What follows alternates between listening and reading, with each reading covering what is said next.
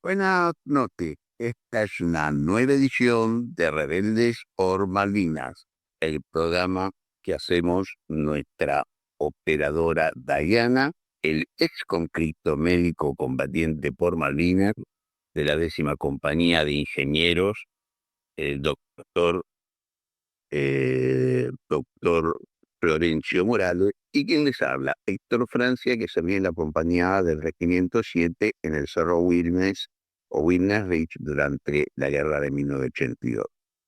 Queridos y queridas compatriotas, como debemos precisar en cada programa de Rebeldes por Malvinas, nos enfocamos esencialmente en toda nuestra actualidad argentina y regional latinoamericana, porque allí radica el fortalecimiento de nuestro pueblo argentino y esa es la clave para volver a Malvinas, frente a un pueblo unido detrás de la convicción firme sobre su valor y destino, el colonialismo que, cobarde, se regira, se alejó. Lo hizo, por ejemplo, ante el pueblo de la India en 1947 o ante China. Y en este programa somos patriotas y estamos orgullosos de nuestro pueblo argentino y creemos en él, no como aquellos traidores que hay entre los libertarios y los procambiemos, que siempre hablan de la Argentina o del pueblo o los argentinos, como si fuera algo extraño a ellos, como si fuéramos una especie de estancia donde ellos explotan los recursos y a los peones que vendríamos a ser nosotros y se llevan las riquezas al exterior para disfrutarlas. Eso pasó, esa división y esa gran propiedad en la pampa húmeda pasó y es en la época que tanto admira y reivindica Milei. Nosotros pensamos que estamos en una defensa del sistema democrático debido a las características del actual gobierno, que es ultraliberal, es decir, explotador, ultraconservador, es decir, represor, y es colonial, que significa que construye un sistema colonial en beneficio de ciertos intereses minoritarios locales y extranjeros o internacionales, y así, de ese modo, nos somete y explota el país, que no son, como siempre citamos, colonialistas, porque el colonialista es el que te somete a vos. Ellos son coloniales, hacen el trabajo para otros y para ellos. Hay un tema muy interesante, es obviamente el tema del día y que vamos a tomar mucho tiempo. Por un lado, el decreto de necesidad y urgencia tan estrondoso que avasalla tantos derechos que mandó Milei, que suscribió Milei, y por otro lado el anteproyecto que también reduce los derechos de la mayoría, es decir, a libertades para minorías, es más, hasta contrariamente a lo que dicen los verdaderos liberales, impulsaba el monopolio, lo que es una locura. Eso demuestra que está para intereses minoritarios y eso no tiene nada que ver con las ideas del progreso o ciertas ideas realmente iniciales del liberalismo. Aunque, como ustedes saben, nosotros venimos del humanismo católico y del pensamiento social argentino, sobre todo basado en nuestra Constitución Nacional, que dispone la posibilidad, obviamente, de tener propiedad, de tener libertades económicas, pero esas libertades están reguladas por la vida en comunidad, como corresponde, y por la necesidad de tener una base de equidad que asegure a todas los compatriotas y las compatriotas lo mismo en lo que hace a una vida digna. Eso está muy lejos del ideario de los libertarios o de los negocios de los Trump. Y creer que con una ley se puede modificar las pautas de una sociedad es algo erróneo, es algo que ha pasado en la historia y es realmente ignorar lo que es el derecho. Existen pautas que todos seguimos y que no necesitan una ley expresa, porque las consideramos tan justas y legítimas que inmediatamente tomamos esa conducta. Pongamos que un chico joven se cae en la calle y por más joven que sea, por más fuerte que sea, en general, el que está allí, el prójimo, como dirían algunos, se aproxima y le pregunta, por lo general, o sea, la conducta de vida, sin que haya una ley que me establezca, porque no estamos hablando de omisión de auxilio ni de nada muy grave, sino una persona en general. Y que haya una ley que lo establezca, en nuestra sociedad sentimos la necesidad de ayudarlo a levantarse y preguntarle si se siente bien.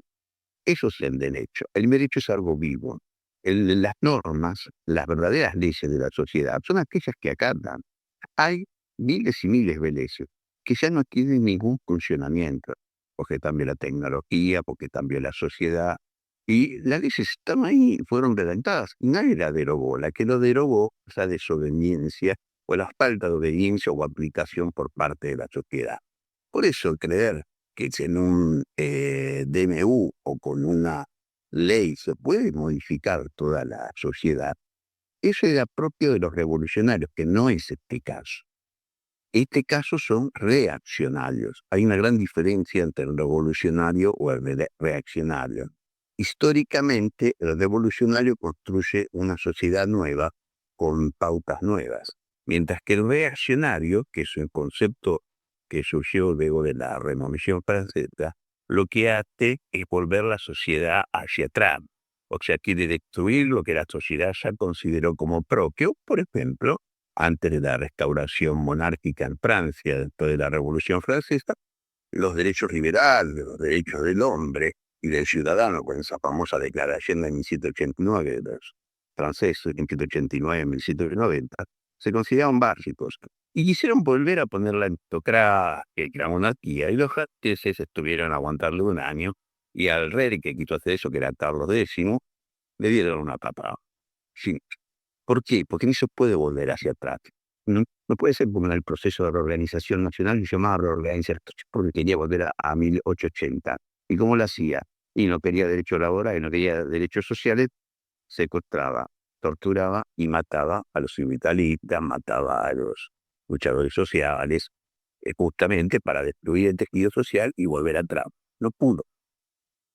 Y eh, eh, no sé cómo llamarlo, porque ley no es, el mamotreto que mandó Milei, los libertarios, al Congreso, no va a conseguir retrotraer aquello que la sociedad considere como propio: derechos laborales, derechos previsionales, derechos a la salud, derechos al esparcimiento, a que el deporte sea disfrutado por todos. Por más normas que escriban, es imposible. Y le voy a contar una historia terrible y real. Los romanos, que son los que crearon el derecho en Occidente, tenían mucho esa idea de imponer sus leyes, sus normas, y sobre todo a que tributaran, es decir, era un imperio saqueador, como Gran Bretaña o como Estados Unidos o como Rusia misma. Es decir, son imperios saqueadores porque parte se mantienen, de ellos tienen, pues se mantienen saqueando a otros países. Roma hacía eso. Como siempre decimos acá, si vos ibas a Roma, como está la película El Gladiador, miraron el Coliseo y dice uno de los personajes: no puedo creer que construyan algo tan enorme. ¿Cómo no lo van a construir si estaban saqueando todo el mundo? De hecho, el Coliseo lo pagaron con la riqueza que sacaron del saqueo de Jerusalén una vez que la tomaron, en el 79 después de Cristo. La cuestión es que eh, aquí, o sea, el ejemplo, yendo a Roma, que los romanos conquistaban a los germanos, y los germanos tenían sus costumbres. Germanos son tribus en general que formaron luego una parte de ellos Alemania, con muchos más pueblos, y entonces venían con jurisconsultos, es decir, hombres supuestamente de derecho. En Roma eran de derecho. Eres Germania, en Alemania estaban en un país extraño. Y los tipos empezaron a decir: no, hay que vivir así, hay que pagar así, hay que hacer esto. Y los germanos tenían su costumbre.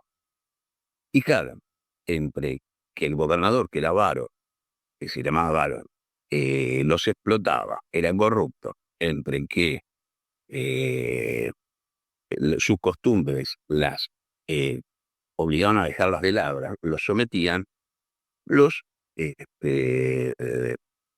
eligieron a un líder que era Herman, que conocía tácticas de los de los romanos. Nos emboscaron en un bosque que es donde está el Murdoch y destruyeron entraron como 3 legiones romanos. Pero cuando cayeron prisioneros, estaban esos jurisconsultos que creían que con la ley romana, podían ordenar todo el mundo y ordenar a pueblos que no querían ser ordenados según los romanos. Este, llegaron terribles torturas, eso no es nada divertido, pero específicamente le cosieron la boca a estos jurisconsultos y le decían, ahora sí habla, Silva, ahora decinos cómo tenemos que vivir. ¿Qué quiero decir con esta historia? Que es algo real. Sucedió en el año 9 después de Cristo. Quiero decir que la ley por sí sola no es un valor.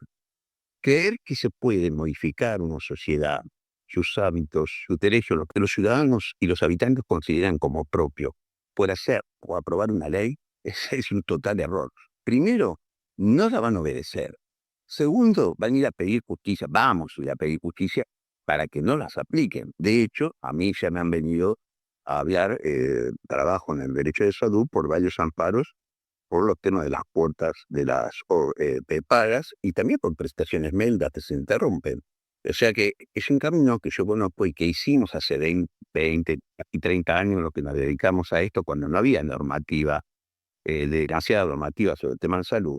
Y como ellos tiran abajo toda la estructura del derecho de salud, es un camino que vamos a volver a hacer, les guste o no les guste. Vamos a ir a tribunales, vamos a estar en las taches, pidiendo por lo que son nuestros derechos, que además pues nadie ilegal, porque esos derechos están en la Constitución. Y entonces esta es la historia que les contaba de los jurisconsultos o de los magistrados romanos que torturaban en cierta manera a los germanos con sus normas, y como los germanos le dijeron, no, ese no es nuestro derecho, no tenemos nuestra costumbre, y los hicieron pelota, por decir de alguna manera. Eso es lo que pasa cuando crees en el poder absoluto de la ley para sojuzgar a otro. Ahí, yo creo que lo que uno está mirando también tiene que ver con otra historia parecida. Es el viejo cuento que podemos decir, mi ley está desnudo, el rey está desnudo. Todos le dicen qué maravilloso, cómo le violemos en la voz lo que es realmente una broma o una mentira.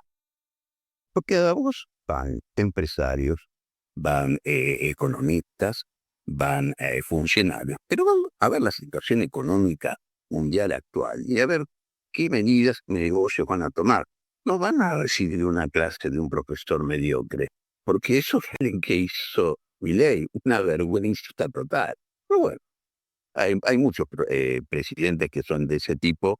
Me acuerdo que George Bush hijo, una vez le preguntaron por qué había hecho la guerra con Irak, que es la guerra sobre las falsas de armas atómicas. Y dijo, una vez escuché la voz de Dios y me dijo, George, debes invadir Irak. Realmente como tener un presidente así parecido a este que tenemos ahora. Yo no le llamo presidente, que a esto no le llamo gobierno, le llamo un régimen, porque es explotador, represor y encima está en beneficio de los intereses extranjeros. Es que cuando vos estás en beneficio de los intereses extranjeros, no hay un fondo para poder edificar. Yo voy a volver a dar un ejemplo que en un momento dimos. Ese ejemplo de la bañadera. Vos llenás una bañadera, abrís una llave, empieza a correr el agua, pones un tapón, ahí se pone un tapón, empieza a subir el volumen y vos ves la bañadera llena y cerrás la canilla, ¿no es cierto? Significa decir, bueno, llegué a una estabilidad. Ahora, el problema en esta bañadera es que el tapón lo sacan después y empieza a perder agua. Entonces vos decís, bueno, voy a achicar para que quede estable. Pasás el agua a un fuentón y por un segundo ves que el fuentón está lleno, estable. Pero también tiene un tapón, lo sacan y empieza a caerse. Vos podés hacer todas las finanzas de equilibrio financiero que queda recortando fondos que van a necesidades de los ciudadanos. Pero si vos tenés una estructura de saqueo y de especulación financiera, toda esa plata, la plata que ahora quiere Caputo, se va a ir en una bicicleta para afuera, como ya pasó entre el 2015 y el 2019. No hay forma. O sea, es una ilusión.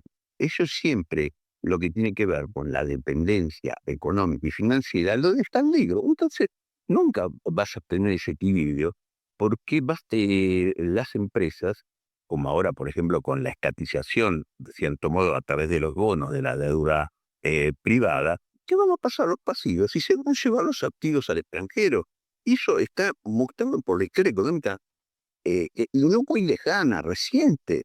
Así que todo es un verso. Cuando tratan de equilibrio financiero, es un concepto de la economía, pero siempre y cuando vos puedes hacer después una reserva financiera que te sirve para crecer. Pero si vos, con tus recursos naturales, los exportás en bruto, sin valor agregado, a tus exportaciones con valor agregado le pones impuestos y dejás que te entre todo el comercio internacional, hace pelota a tu país. Es como siempre explicábamos la economía de Malthus, para las máquinas de una fábrica a la mitad, o sea, la mitad de las máquinas no producen y pide al banco un crédito por el doble del valor de la fábrica. Esa es la fórmula de fundir a un país. Y de esta manera quiere fundar a un país y genera además un estado de disolución nacional que uno observa y dice, ¿esto será un efecto colateral o algo buscado? ¿A qué me refiero al estado de disolución nacional? Ven los enfrentamientos entre la economía que se construye en las provincias, las economías regionales que son la base de nuestra economía nacional, y el poder federal, es decir, en este caso de los libertarios, centrado en Buenos Aires y, como siempre ha sido, obedeciendo intereses extranjeros e internacionales, esos poderes minoritarios explotan nuestras provincias y hay reacciones de la provincia. Y muchas veces los gobernadores dicen, mirá que la energía que vos recibís en Nación viene de acá. Mirá que estas producciones vienen de acá y vos las recibís y las necesitas y las exportás. Y protegenos. Y ese conflicto, nación, eh, conflicto nación-provincia, uno termina pensando que lo hacen a propósito. Lo hacen a propósito para generar un estado de disgregación. Y lo mismo pasa a nivel cultural. Argentina viene de diversas culturas y con la imagen que genera Milei, trayendo grupos culturales de Estados Unidos, por ejemplo, donde esos grupos culturales tienen mucha fuerza y que son grupos en realidad político-culturales, se presentan como religiosos, pero en realidad son político-culturales, como es las iglesias evangélicas electrónicas o los halcones israelíes en Estados Unidos. Estas eh, fuerzas, él las traspasa a la Argentina y, por otro lado, agrede a líderes de cultos asentados y que tienen la mayor parte del reconocimiento en nuestro país, como es el catolicismo, como es el Papa Francisco. Porque se puede decir muchas cosas, sobre el papado también se puede decir muchas cosas aquí. Pero ¿cuál es la necesidad de agredir a, a, otro, a otra religión, a generar ese tipo de choque? Entonces, nosotros pensamos, después están los choques sociales, los choques contra los grupos que han recibido reconocimiento de nuevos derechos. Es como que genera todo un estado de enfrentamiento que disuelve la idea de emoción. Y eso a nosotros nos preocupa mucho. Por otra parte, también lo que decíamos, el cuento del rey que está desnudo, en este caso Milei, evidentemente cree que todas sus decisiones son acertadas, que llevar un solo valor en la sociedad donde hay varios valores, tomar una libertad para pocos, porque ni siquiera la libertad de todos, y llevarla como único fin, eso cree que es un paraíso, y en realidad está siendo el infierno para millones de nuestros compatriotas argentinos y argentinos. Entonces él cree que está vestido como si fuera Moisés, con cual dice, como si fuera de un libertador, y en realidad todos los vemos como un opresor, algunos como un payaso, pero nadie lo ve como un gobernante. Y entonces Milei está desnudo. No es lo que él cree, como el cuento del rey que está desnudo. Y eso acaba con que todos se ríen y nadie toma en cuenta al rey. Y puede también acabar con que el rey se tenga que ir. Es más, algunos pensamos que por las mismas declaraciones de Milei, lo que está haciendo es tratar de aprobar estos proyectos y luego no tendría problema en eso porque él quedaría como que fue el gran doctrinario de la liberación de la Argentina. ¿Cuál es la liberación? Está entregando las propuestas naturales a los extranjeros, a los grupos internacionales, está avivando la especulación financiera y está destruyendo la industria y la ciencia. ¿Cuál es la liberación? Porque nosotros no lo vemos y nos preocupa realmente. Nos preocupa el tema mismo por los argentinos porque, como decíamos, nuestra valoración, nuestra constitución nacional, de nuestra historia, nuestra tierra, nuestro pueblo, estamos orgullosos de ser argentinos y de ser Argentina. Acá nadie va a comparar a nuestro pueblo con ningún otro pueblo porque lo que importa son nuestras valoraciones en sí, lo que nosotros pensamos no está argentino, lo construimos desde nosotros, desde nuestra actualidad, desde lo pequeño, que puede ser en un barrio, en una comunidad, en una ciudad, a una provincia, y de ahí hacia la nación, no con iluminados de la realidad se mueven en la oscuridad y en la maldad, que se burlan de los derechos de quienes deberían ser sus compatriotas que privilegian siempre el interés extranjero y de los propios. Este, Así que, como decimos siempre, esta es una lucha de los que amamos a Argentina, los patriotas y los trabajadores.